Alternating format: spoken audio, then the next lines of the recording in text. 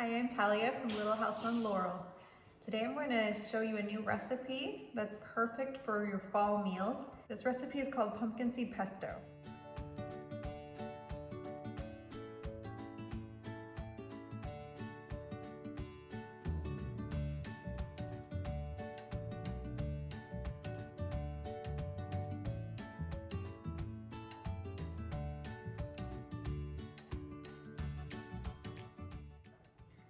I love pesto. We use it in so many ways in our farmhouse. I'm sure that you've had it before, if not made it yourself. The great thing about pesto is there's so many unique combinations that you can make. For greens, you can use all sorts of different greens. You can use fresh herbs from your garden. Basil is the most common, but you can use thyme and parsley, oregano, cilantro. I'm using kale in this recipe. People use spinach, arugula, chard. There's all sorts of options. As far as nuts, this recipe uses pumpkin seeds, of course. The original recipe for pesto uses pine nuts. One of my favorite nuts to use is actually walnuts. It's less expensive than pine nuts, and I just like the flavor a whole lot better. But other options would be pecans, pistachios, sunflower seeds if you can't have nuts, hazelnuts. There's all sorts of different things that you can try, and it's pretty exciting. As far as cheese, this recipe uses freshly grated Parmesan cheese, but you can use any salty, harder type of cheese. You don't want to use the soft cheeses like a mozzarella. So what can you use pesto for? With this pumpkin seed pesto, I'm planning on using it on different things like gnocchi and different pasta. One of our favorite ways to use pesto is on pizza, but you can get really creative. You could put this on your chicken or fish or on your scrambled eggs. The great thing about pesto is that it adds a lot of flavor to whatever it is you use, and you don't need to add a whole lot to really, I think, bring up the whole level of that dish. If you are dairy-free, then you can take out the cheese in this pesto and replace it with a tablespoon of nutritional yeast. Okay, well now I'm gonna show you how to make pumpkin seed pesto. You start with 1 cup of pumpkin seeds. These pumpkin seeds are salted. I got these in a bag from Costco, but you can definitely use raw pumpkin seeds. This recipe is written as if you were using raw pumpkin seeds. So if you're using the salted, you will want to decrease the amount of salt. And I'm just gonna put these right into my food processor. Yeah, I made a little bit of a mess there. Okay, and then you're going to add your minced garlic. This is 3 tablespoons of minced garlic, which is approximately 9 cloves. I'm just gonna give that a little whirl. So I can see that it needs to be scraped down. Some of the pumpkin seeds did not get processed yet. So I'm just gonna scrape it down and then do it for another 30 seconds or so.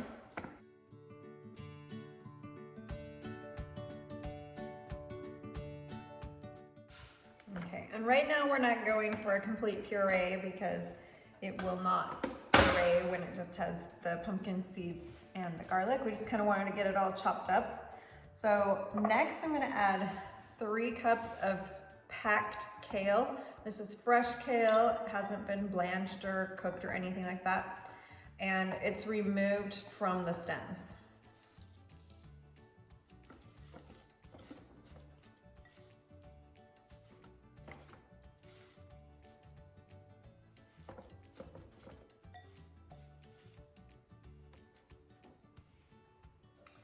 Then you'll want to add 3/4 teaspoon of kosher salt, unless you're using the salted pumpkin seeds like I am, and then you would add 1/4 teaspoon of kosher salt, and then a teaspoon of black pepper, and then 1 tablespoon of lemon juice.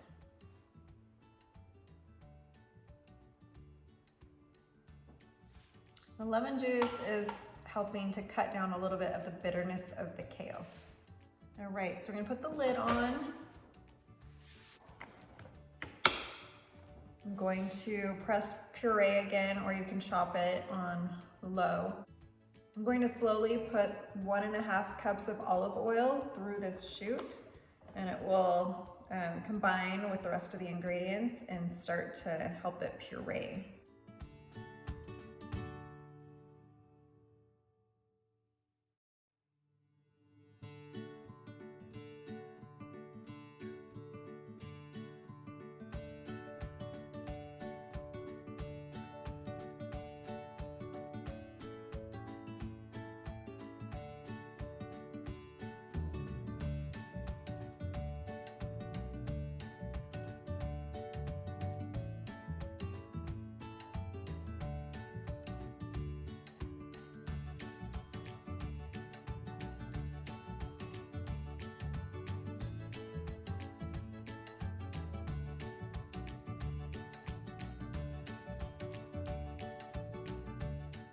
I'm gonna scrape the sides down a little bit.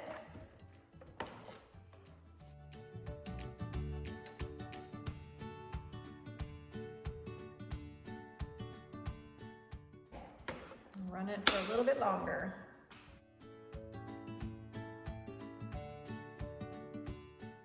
So we're ready to add in 1 cup of freshly grated Parmesan cheese, and then we'll run it one more time.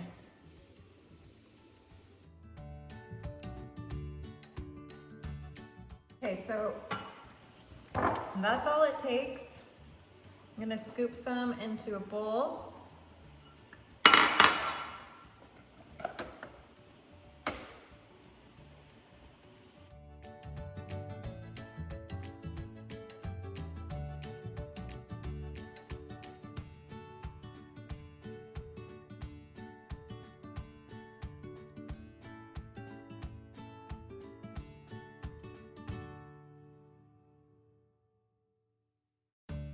The question comes up, how do you store pesto? If you're going to eat it soon, then you can just put it in a container and put it in the fridge. And if you'd like to, you can pour a thin layer of olive oil over it. I don't ever do that though. For longer term storage for the freezer, you have options too. So you could store it in containers.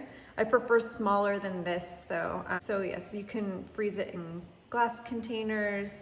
I've frozen them in small plastic containers. Another option, when I don't have a lot of containers on hand, then I'll use ice cube trays. And you just pour the pesto straight into the ice cube trays, let them freeze, and then pop them out once they're frozen and place them into Ziploc bags in your freezer. Now, if you don't even have ice cube trays, that's okay. As long as this is decently thick, which this recipe should be, then you can place little dollops of pesto onto wax paper on top of a baking pan and pop that into your freezer, let those freeze, and then you can easily peel those off and put them in a Ziploc bag in your freezer for storage.